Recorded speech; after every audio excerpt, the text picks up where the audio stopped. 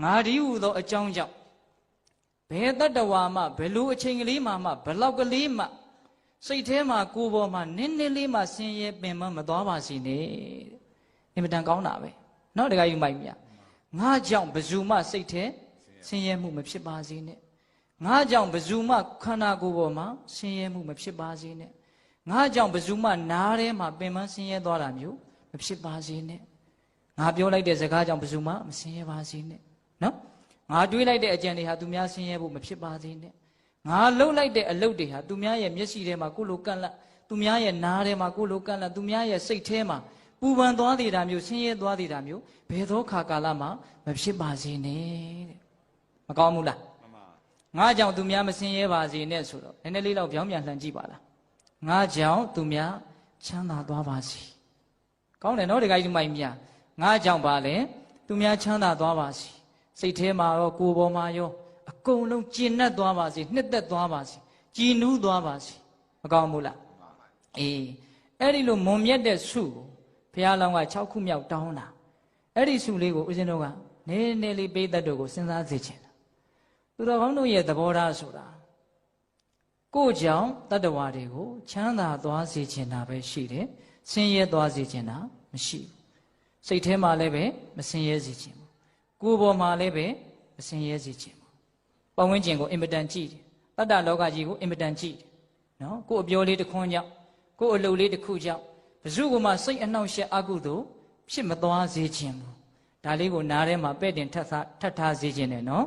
ở đó thu nhập bao nhiêu cô nhiều luôn rồi mà đan này mua cô nhà cô khu luôn rồi mà đan này mua rồi cô anh mà nề đấy lù đi ngã trong đó xây mà sinh ye bao gì nè nè cái gì nó ở lù đi sao chỉ sao mà bây giờ ngã này sát sanh đi đấy ngã bao nhiêu chuyện ngã tai ngoài ngã trong đó mà sinh ye ra bao gì nè nó ở đây lúc rồi em biết đang muốn nhớ để tập ra mà biết bề bù là ở đây su của bị gì nhỉ ở đây su của biết gì nè đấy ở nhà đấy của em biết ông chị à cô cháu tụi mình mà sinh ye bao gì nè số đấy nè mà cô cháu tụi mình bao cháu sinh ye nè ra đấy lẽ đã có sinh ra ya sinh ra uống nga nè đuôi khó đó sang này đó thế này nó để cái gì mày nhỉ cô cháu tụi mình bao cháu sinh ye đấy lẽ số đó có tí gì nhỉ tụi mình cháu cô bao cháu sinh ye đó đấy lẽ số đó có em sinh ra ô số giờ bao nhiêu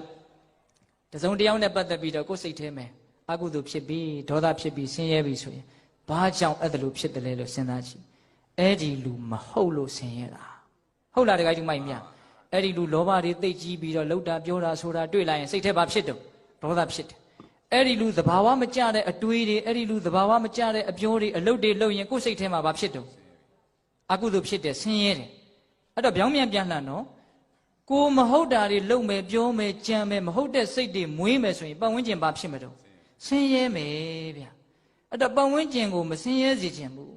တတ္တဝါတွေကိုမဆင်းရဲစေခြင်းဘူးဆိုရင်ကို့မှာမဟုတ်တဲ့စိတ်တွေအပြောတွေအလုပ်တွေမရှိဖို့အရေးကြီးဆုံးပဲအင်မတန်နဲ့နဲတယ်နော်မြတ်စွာဘုရားကတည်တည်ချာချာဟောတာဗျတိကနိပတ်အင်္ဂုတ္ထုမှာလေလောဘဒေါသမောဟနဲ့ပတ်သက်ပြီးတော့ဘာပြောထားတုံးဆိုတော့ဒုဋ္ဌောခောဗျမန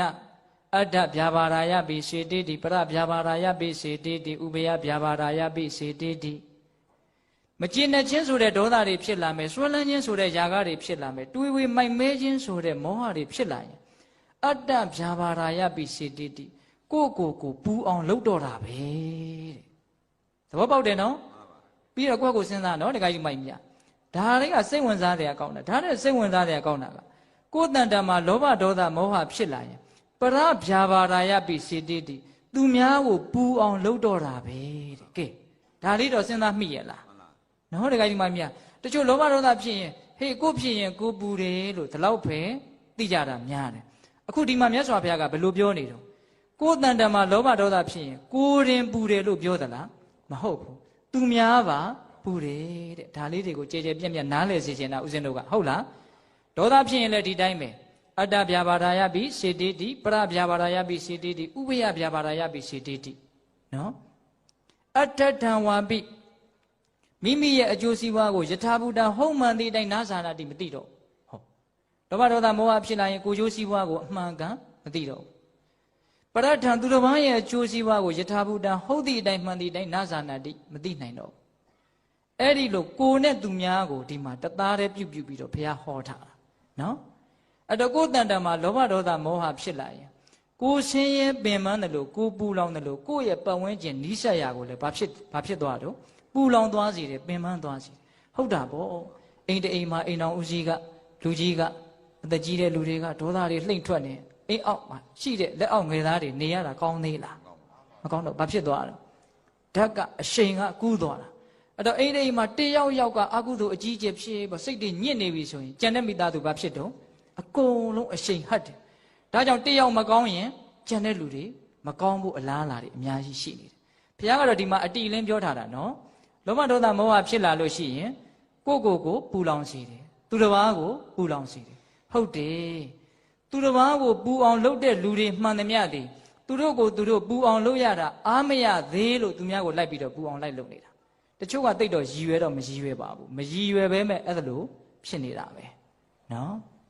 ဒီအချက်ကလေးကိုနားလဲအင်မတန်နားလဲစေချင်ပါတယ်နော်ကိုကောင်းအောင်မနေတတ်တာနဲ့တပြိုင်နက်တည်းသူများကိုနှိပ်စက်ပြီးသားဖြစ်သွားတယ်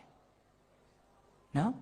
အဲ့တော့သူများကြောင့်ကိုဆင်းရဲတဲ့အခါလဲအဲ့ဒီတိုင်းပဲအဲ့ဒီလူသူတာဝန်သူမယူနိုင်လို့ကိုဆင်းရဲသွားတာကိုလည်းပဲကိုတာဝန်ကိုယ့်ကိုအေးအေးချမ်းချမ်းမနေနိုင်လိုက်တာနဲ့တပြိုင်နက်တည်းကိုနဲ့နီးစပ်ရသည်ဘာဖြစ်သွားတော့ဆင်းရဲသွားတယ်ပင်ပန်းသွားတယ်ဒါကြောင့်ကိုကောင်းအောင်နေရတာအင်မတန်ကောင်းတယ်ပထမကိုလည်းပဲငြိမ်းချမ်းတယ်နောက်ကိုမြင်ရတဲ့လူတွေလည်းငြိမ်းချမ်းတယ်ကိုအတန်ကြားရတဲ့လူချမ်းသာတယ်ကိုမြင်ရတဲ့အမူအရာကိုကြည့်ရတဲ့လူတွေလည်းချမ်းသာတယ်ဒါကြောင့်မြတ်စွာဘုရားကဗျောင်းမြန်ပြန်ပြီးတော့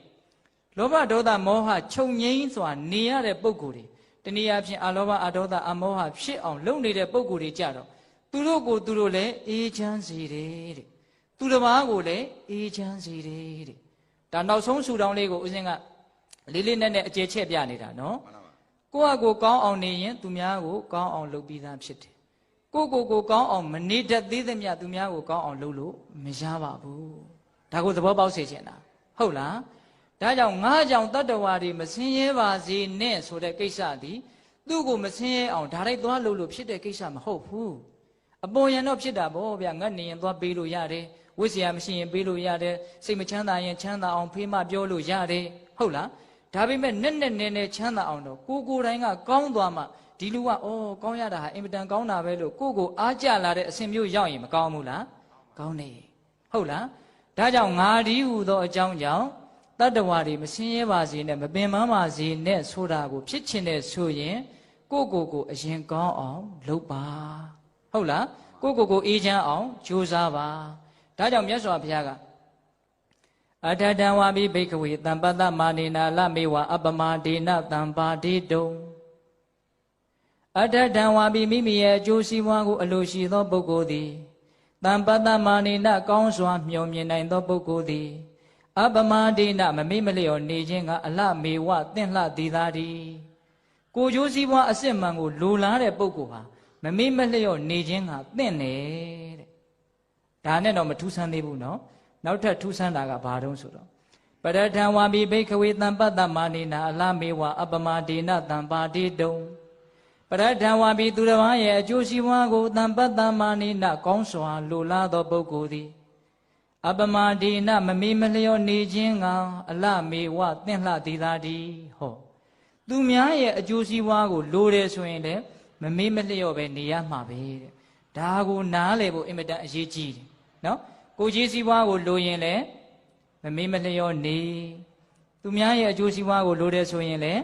မမေ့မလျော့နေ